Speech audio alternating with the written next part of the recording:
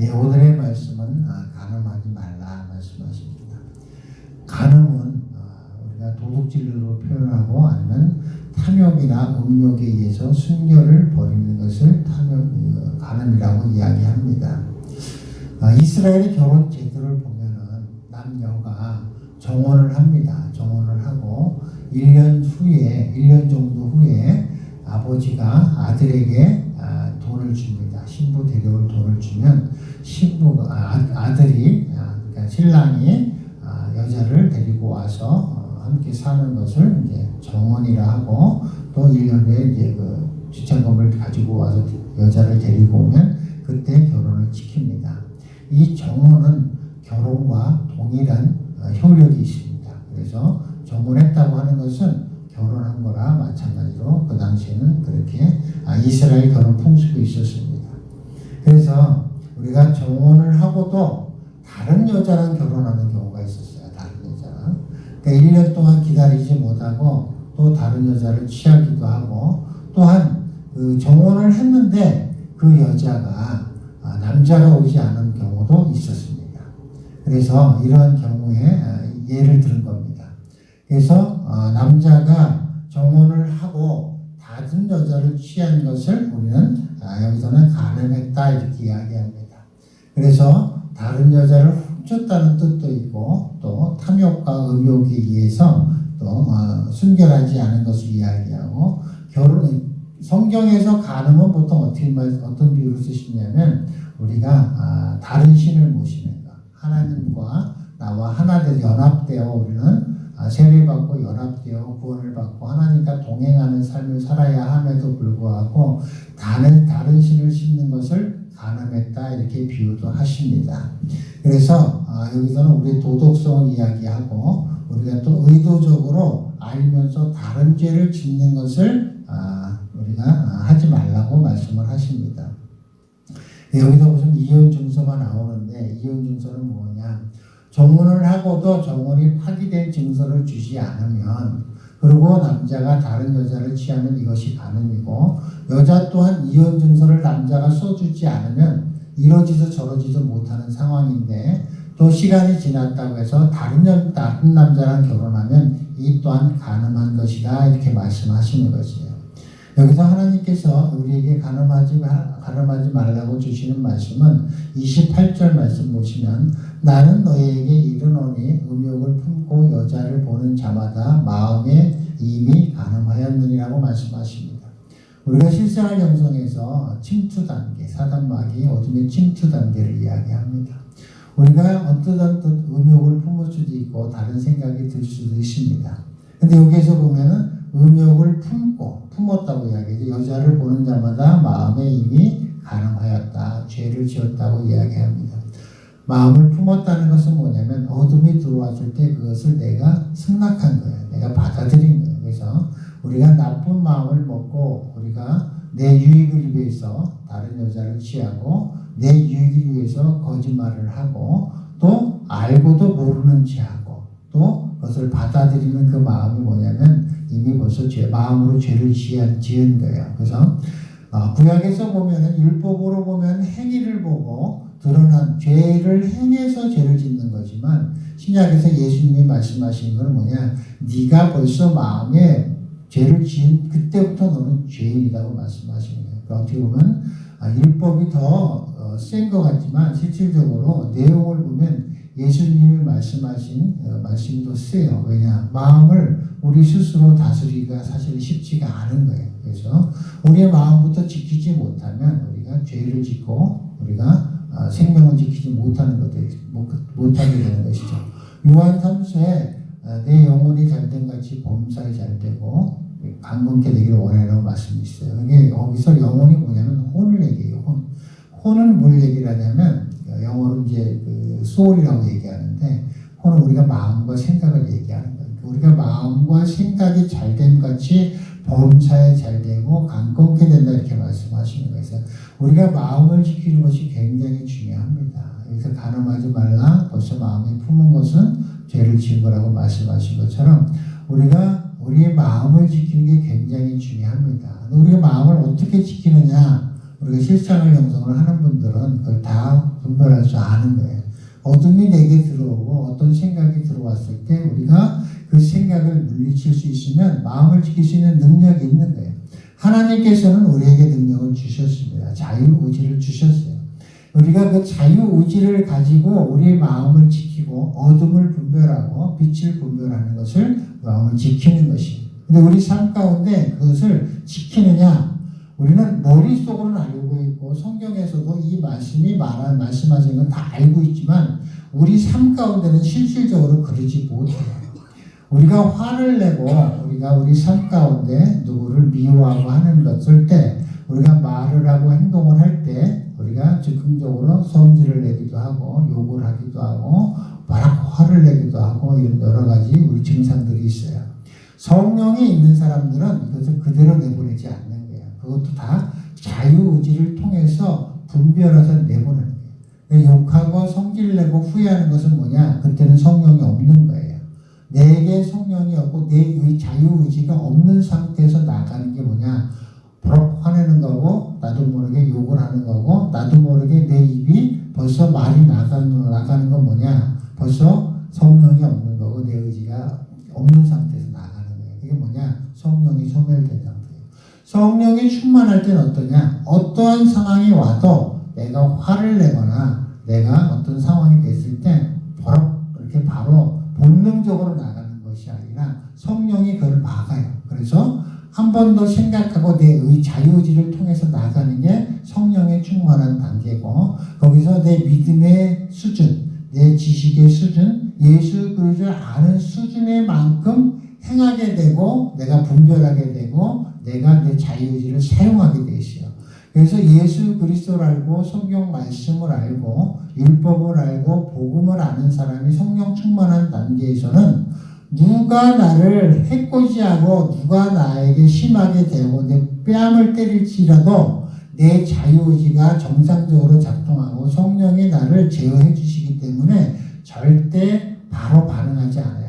왼쪽 뺨을 때리면 진짜 오른쪽 뺨을 내놓고 내 속옷을 달라 하면 겉옷을 주는 단계가 되는 게 뭐냐? 성령 충만한 단계가 되는 것이에요. 근데 우리가 맨날 성령 충만할 수 있느냐? 그렇지가 않은 거예요. 그래서 여기 말씀하신 것처럼 만일 내 오른 눈이 실족하게 하거든 빼어버리라. 내 백태 중에 하나가 없어지고 온몸이 지옥에 떨어지지 않는 것이 유익하다. 또 팔도 잘라버리라고 이야기하는 거 뭐예요? 팔을 잘라버리고 눈을 빼어버릴 만큼 내 강한 의지를 가지고 내 자유의지를 가지고 내 혼을 지켜야 돼. 혼을. 내 마음과 내 생각을 지켜야 어떻게 돼요? 내 영혼이 온전케 되고 내 영혼이 온전해야 영혼 육이 온전케 되는 것이에요. 우리가 우리 육신의 병이 있다는 것은 우리 실생활 영성에서 배우신 것처럼 내 영혼에 어떤 문제가 있고 내 혼이 문제가 있고 내 영이 문제가 있는 것이 내 육신으로 드러나는 경우가 거의 대부분이다. 아니면 전부다 해도 틀린 말은 안 해요. 그래서 내 육신이 잘못돼서 내 영이 약해지기도 하고 내 혼이 약해지기도 하지만 대부분이 내 영과 혼의 상태에 의해서 내 육신의 병이 들고 육신이 힘들어지는 경우가 많습니다. 우리가 신앙생활을 통해서도 출애굽을 보면은 하나님께서 우리를 구원하시겠다고 모세를 통해서 홍해를 건너게 하십니다. 왜 홍해에 바닷길을 갈라서 왜 애굽의 군사들을 다 죽이느냐? 왜 바로를 다 그 자리에서 죽이느냐? 우리가 되돌아갈 길을 열어주지 않으세요. 그러니까 우리가 신앙의 여정을 갈 때 하나님을 믿는다 하면서 믿음에 들어선 사람들은 내 마음을 지키고 우리가 성령 충만한 단계로 가기 위해서 우리가 최선을 다해야 해요. 왜냐? 하나님께서는 우리의 퇴로를 차단하십니다. 우리가 하나님의 자녀로서 믿겠다고 예수 앞에 나오고 우리가 예배를 드리고 기도하고 하는 사람들은 진정 주님 앞에 내 삶을 드리겠다. 하나님은 나의 구원자이시여 나의 주인이시여 나의 주님이시라고 고백하는 사람들은 하나님께서 너는 내 자식이라고 인정하고 나를 인도하실 때는 퇴로를 차단하세요. 내 갈 길이 없습니다.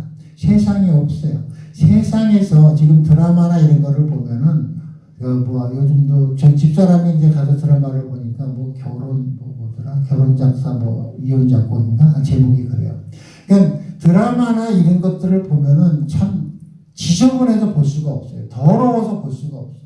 그러니까 세상이 더럽다고 하는 것보다는 우리 생각 가운데 우리의 마음, 우리 눈으로 보는 것들이 그 더럽고 우리 하나님이 보시기에 슬퍼하시고 힘들 만한 것들을 받아들이기가 힘들어져요. 그러니까 그전에는 즐겨하고 좋아했던 것들을 다시 그 속으로 들어갈 수가 없는 거야.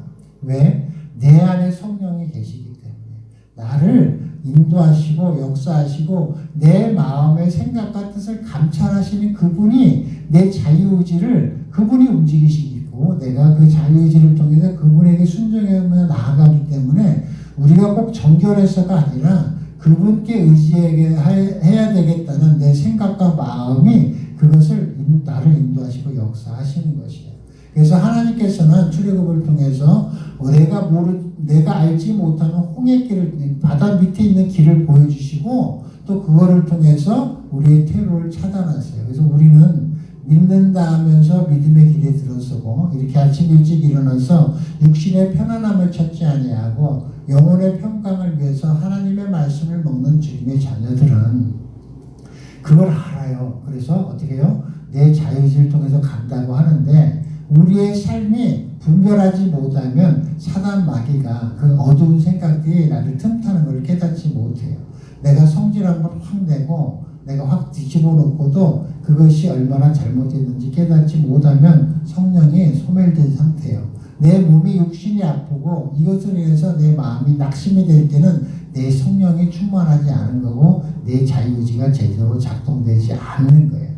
그래서 이것을 남을 정죄하고 남을 판단하는 데 쓰는 것이 아니라 내 영혼육의 상태가 어떠한지를 정확히 판단하고 내가 지금 구해야 할 것이 무엇이고 내가 지금 찾아야 할 것이 무엇이고 내가 지금 무엇을 두드려야 하고 예수를 어떻게 충만히 채워야 하는지가 여러분들의 문제가 되고 여러분들의 고민거리가 돼서 우리가 기도하면서 하나님께 그것을 구해야 돼요. 그럼 무엇을 줘요? 좋은 것을 주신대요. 그 뭐냐면 성령이에요. 성령.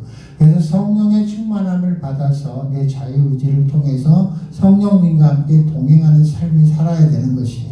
그래서 성령님과 함께 동행하는 삶을 살아야 한다는 것은 주님의 말씀이 생명의 말씀이 돼서 이 말씀이 어떻게 우리 삶 가운데 적용이 되고 내가 어둠을 어떻게 분별하고 물리치고 차단하고 우리의 삶 가운데 빛 가운데 있는 것이 어떠한 것이고 예수 생명이 어떠한 것인지 예수 생명이 내 삶 가운데 어떻게 드러나야 하는지를 분별하고 알아야 우리가 빛 가운데 임하고 주님과 동행하는 삶을 사는 것입니다. 우리가 한 번씩 버럭 성질 한 번 내면 다른 사람들이 나를 함부로 보지 못한다고 버럭 한 번 성질을 냈다. 이건 어둠을 내가 승낙하는 거예요. 저도 집에 가면 가끔가다 애들이 이제 버릇 없이 굴면 한 번씩 그전에는 성질을 냈어요. 그래야 애들이 좀 조심하니까. 그런데 그런 나의 모습이 애들한테는 어둠이 되었던 것이에요.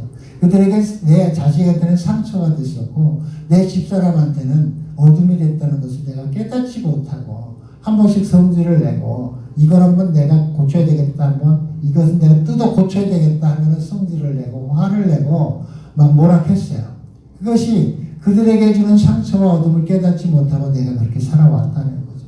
근데 지금에 와서는 그걸 깨닫고 알고 보니까 저거를 뜯어 고쳐야 되는데 저 문제가 있는데 저 싸가지 없는 저 안들놈 아빠한테 인사 제대로 한번 안 하고 말 함부로 가리지 못하고 반말 존댓말 비슷하게 하는 그 말에 성질이 나가고 했던 것들을 이제는 못하는 거예요.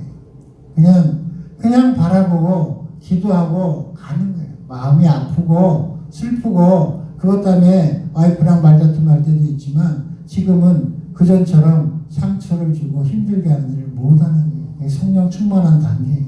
우리의 삶 가운데 내가 누구를 다스리겠다, 누구를 다루겠다, 내 마음대로 하려고 하는 마음이 어둠입니다.